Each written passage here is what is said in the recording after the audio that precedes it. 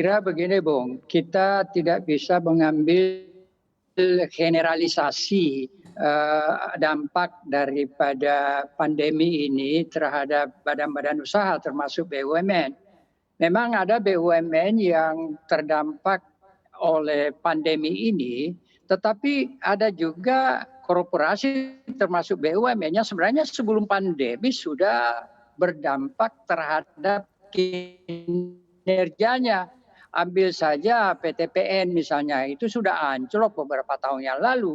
Karya-karya beberapa tahun yang lalu, bahkan Garuda pun menurut saya sudah mulai menurun kinerjanya sebelum pandemi ini. Jadi kita harus memilah mana yang betul-betul disebabkan oleh dampak pandemi ini. Ya betul, pandemi berdampak lebih parah lagi kepada Garuda dan industri yang terkait dengan pariwisata misalnya. Tapi kalau kita kemudian bersembunyi di belakang pandemi ini, maka kita tidak masuk kepada substansi masalah yang dihadapi oleh BUMN itu sendiri, yang pada umumnya terkait dengan efisiensi, terkait dengan kepemimpinan dan manajemen. Itu yang kita mesti lihat secara substansi, jangan generalisasi saja. Karena kalau generalisasi berarti kita sudah memvonis Mhm. pandemi ini sebagai penyebab satu-satunya daripada anjloknya kinerja BUMN ini. Padahal itu memang salah satu. Itu saya kira yang harus dilakukan. Coba dipilah-pilah. Mana Mhm. sih sebenarnya yang disebabkan oleh pandemi dan mana karena memang masalah manajemen yang tidak becus pada BUMN-BUMN itu. Itu, Bung.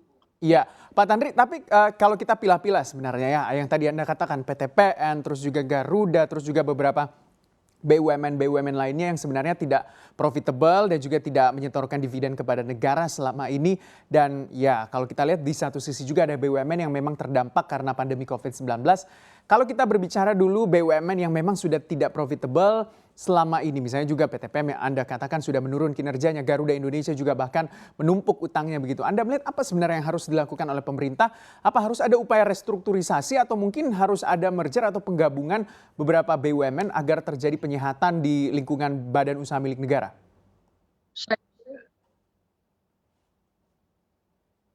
Kalau saya amati memang arahnya daripada RUPS ya dalam hal ini Kementerian BUMN itu mengarah ke sana. Makanya sedang digalakkan restrukturisasi melalui klasterisasi itu.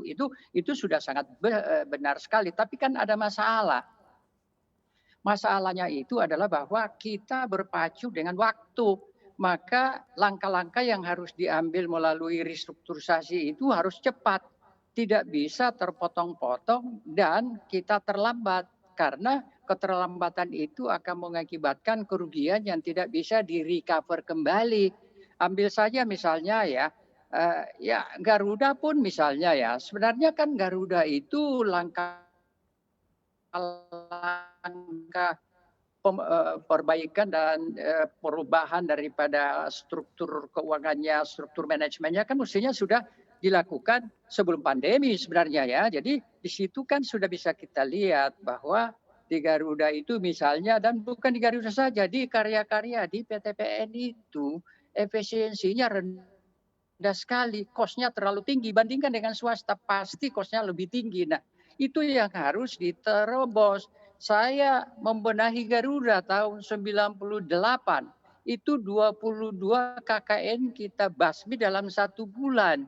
Dan kemudian kita menutup rute-rute yang rugi. Kemudian kita melakukan penyederhanaan karyawan.